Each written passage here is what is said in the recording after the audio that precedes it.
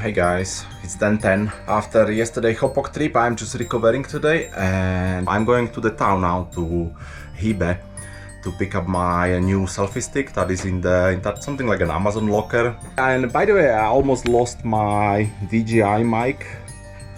See this one? I had it in my pocket and I could not find it on the way on top. So all that Hopok video was just shot on the GoPro mic, the media mode mic, and when I came back I still could not find it. I checked all my backpack and everything and I was like, oh my god, I lost it somewhere, and I was so sad that I will have to, because this is quite expensive, it's like 200-300 pounds. So then I went back to my car to check under the seat and it was there. Big relief, I have everything, nothing was lost. And yeah, I don't feel really that bad like after the first hike to the Rovnahola. After the first one I was completely destroyed. I was a little bit broken today in the morning, but when I got up, it's okay. We can go like next hike tomorrow if it's nice weather, no problem. Okay, let's go.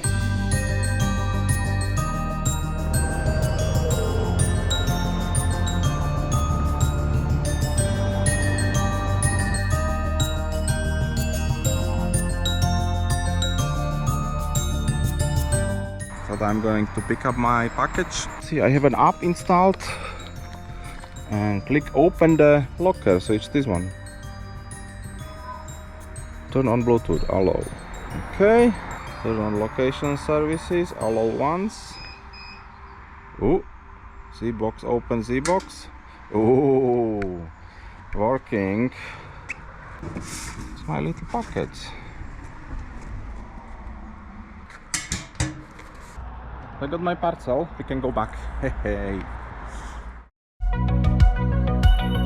For the next few weeks, I'm staying at our family log cabin in the heart of the Slovakian Low Tatras mountains. I haven't been here for many years, but I absolutely love this place and we are going to have some adventures here together as there is a lot to explore around here. In the last episode, we went for a hike to the second highest peak in the Low Tatras, Hopok, and enjoyed some beautiful views from the top. In today's episode, we will mostly stay in as we have to deal with some unexpected visitors. So sit back, relax, and let's begin.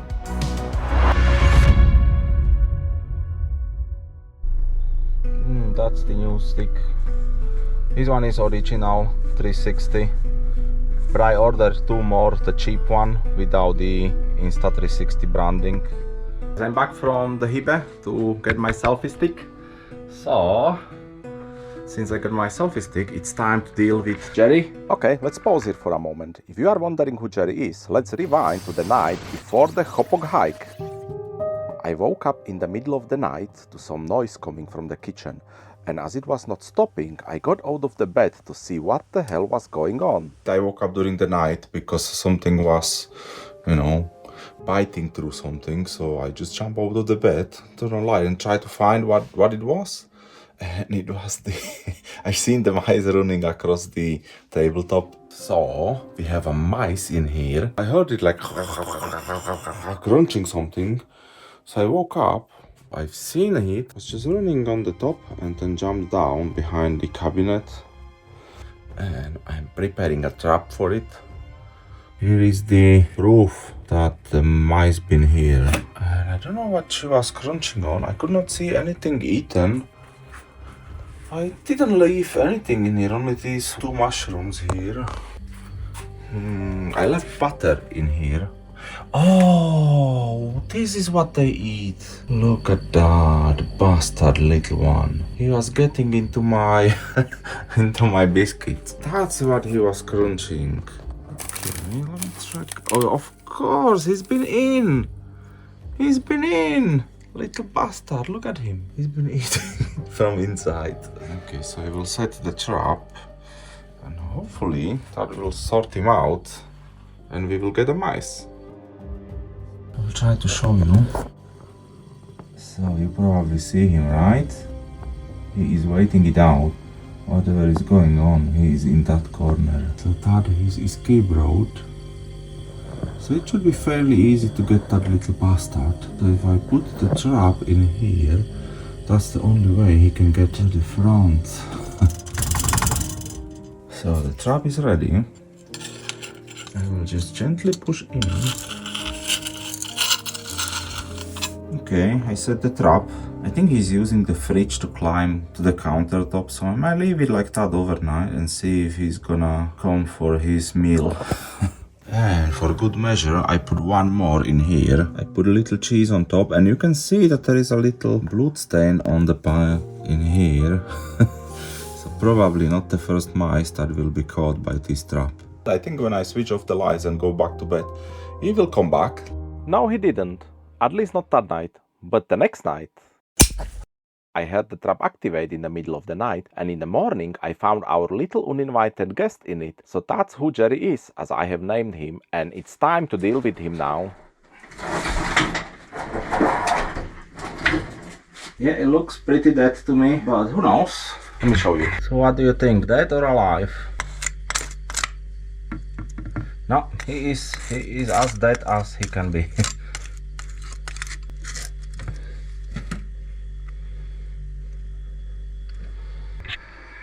Okay, get him out.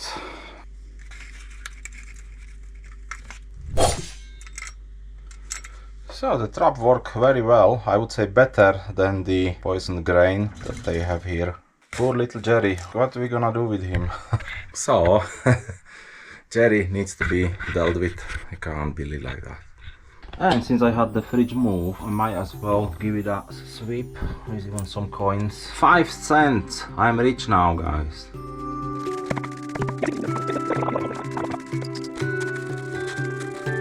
And you know what? Because I do suspect there might be more than one, even though I haven't seen more, might as well prepare one more trap. Okay, and as I learned, these have to be secured well, because otherwise they can just come and grab it and run for it.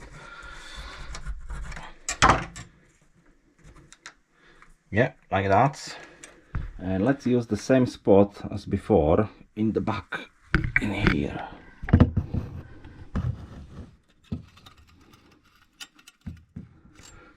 Let's see if Jerry has any family.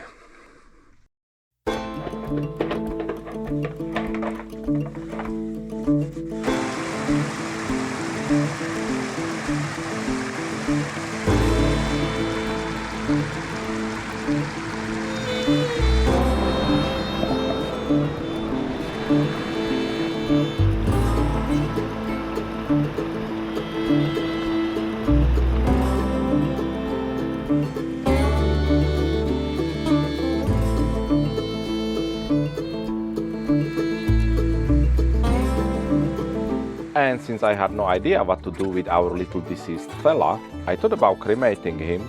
For now, I just made him a little box out of my brand new Insta360 selfie stick and left him outside under the bench to deal with later. Little did I know that wouldn't be necessary.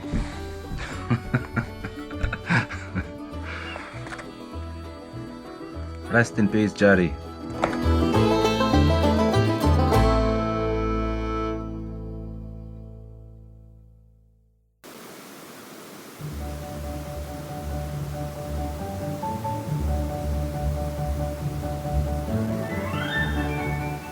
Hey guys, Jerry is gone. I have no idea why or how. He was pretty much dead, but he is not where I put him. So that's the box. As you can see, something was chewing out of it. So it's clear something escaped. But how can Jerry escape when he's dead, right? When you look on the side, there's another hole chewed in. And when you open the box, Jerry's gone. So what the hell happened, huh? From what I see, and all these little bits, I don't think that Jerry walked out on his own. He was pretty stiff when I put him in, and he was 110% dead. So what I think, somebody or something chewed in through this one. And you can even see like little teeth marks in here. At least I don't have to take care of Jerry anymore, as he is gone. So now, who could take him away? As you can see, there's a little trail of these little bits, and it's going, if you track it, all the way inside, but I already checked and there is nothing inside. There's nothing in here, it's just a shed. Yeah, that's just the current update. So what I think happened is either another mice or something bigger, like a rat or something, came for him, chewed through the box, grabbed him and ran away. You see that trap? I don't think any more mice will come, so I might as well take this one and set a trap for whoever took Jerry. We'll just leave it like that. We will find out who took Jerry away. And the other trap is still in there. And nothing has been caught into that one. So I might as well leave the other one in there in case somebody comes in.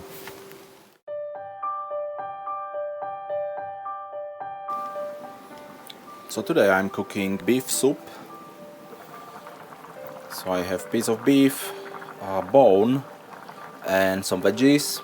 And of course I put the remaining mushrooms that I had in the fridge. So this will be cooking for about another hour. Here I just have a potato. And here are the noodles with the soup already cooked.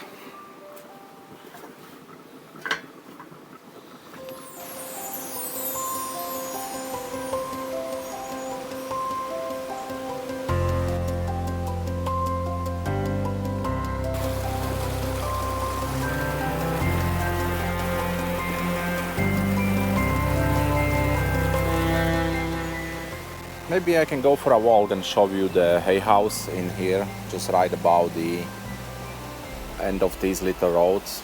This road was not always here. They built it when they decided to build the hay house as a way to access. And that little pool behind, that one is also part of the hay house, and it was supposed to be as a water reservoir in case there is a fire.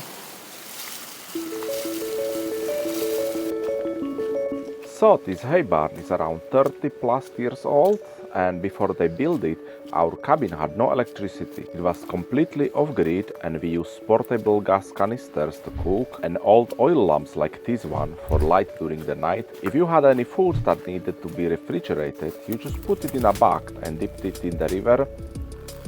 Once they built this large hay barn, they ran electricity from the main road all the way up to this meadow, and all the 20 or so cabins above were offered to be connected to the grid as well. I've tried to search the internet for more information about the hay barn, but could not find any. I am not even sure if they are still using it for storing hay. I would assume so, even though it has seen better days.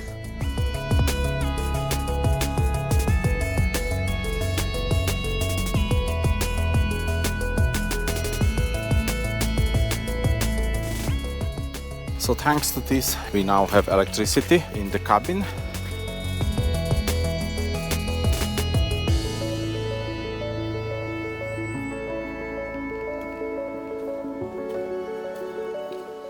Now further down this meadow, I've seen two other new cottages from the road that are new to me, so we can go have a look. There is one new cottage that I don't remember. And somebody is building another one here that I also don't remember, so let's go check them out. So this one looks like somebody is building a nice cottage in here. As you can see, it's very work in progress. This one belongs to one of the locals from the village. I've seen them driving up and down the road every day. It looks like they will have a lovely view from this spot once it's finished. They even have a basement on a garage.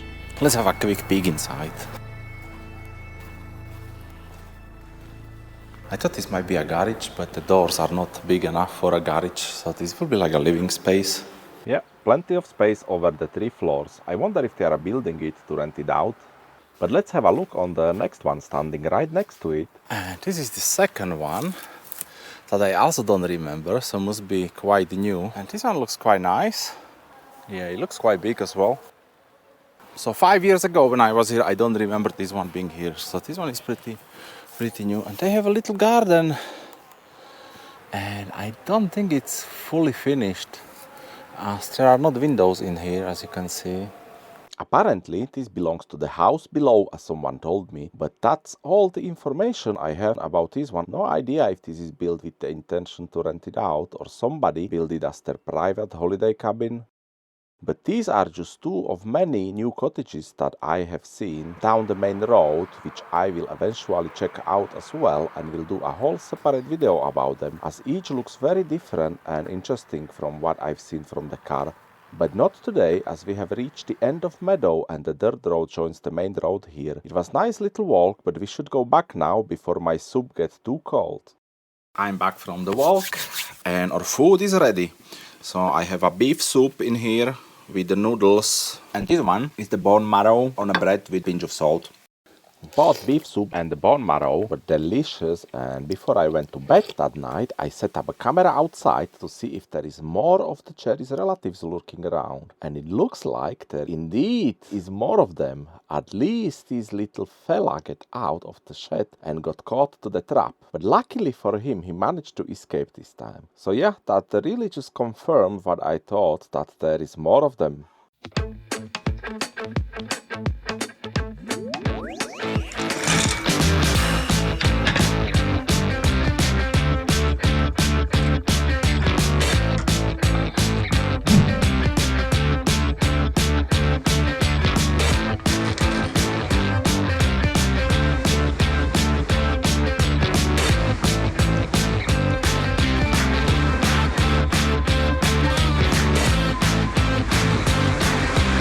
So where would be the best place to put this one, huh? What about here? Perfect. And that's all traps I have. Time to take a break and make some lunch. Making myself some bacon with egg. So this is the biggest plate I could find. It fit!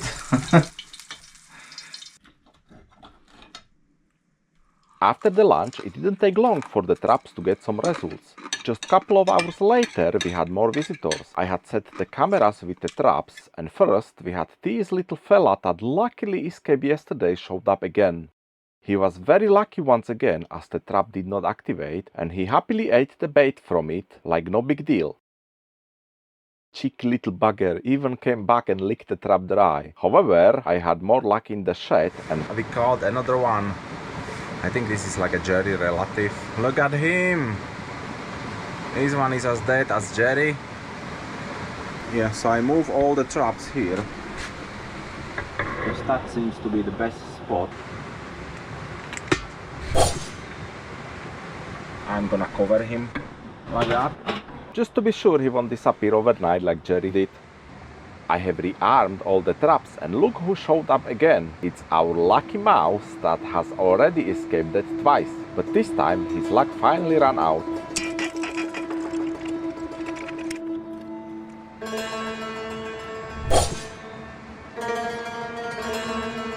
Later on, this big fella showed up. He was much more cautious than his fellow deceased squatter.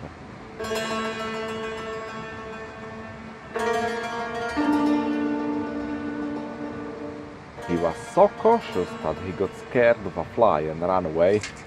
But as the proverb says, curiosity killed the cat, he could not resist and came back to see what happened to his little bro.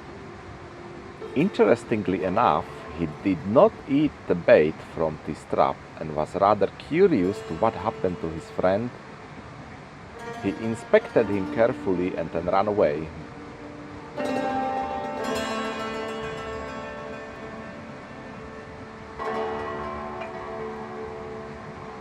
But could not resist for long and came back again to snack on one of the still armed traps, and that's what sealed his fate.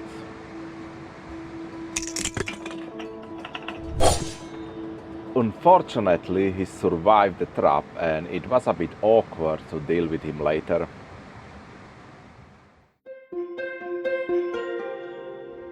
The next day started with heavy fog and rain that lasted all day.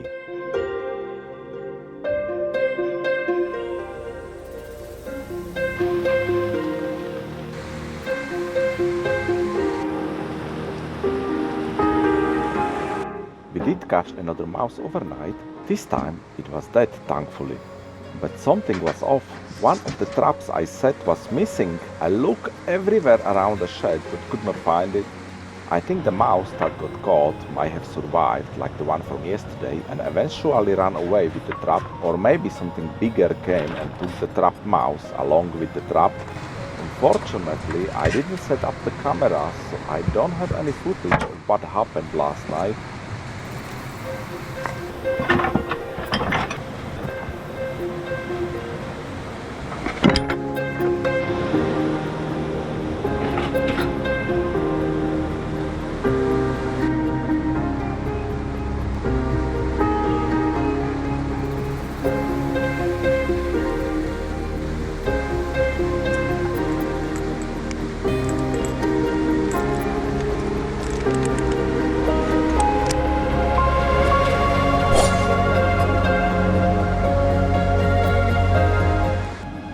It looks like Jerry had a pretty big family. I've decided to stop using these weaker traps. As you can see, there are two different kinds. One with a much stronger and larger spring, and the other with a much smaller, weaker spring. The weaker traps either don't kill the mouse, or the mouse escapes with the trap. So I won't be using those anymore. I will stick with the strong traps and hopefully avoid any more unexpected surprises. I will keep setting these two in the shed, and one will stay inside in case a mouse will figure out how to get inside. So thanks for watching today. I hope to see you again next week, and hope we can clear the shed of the pesky little squatters. Bye!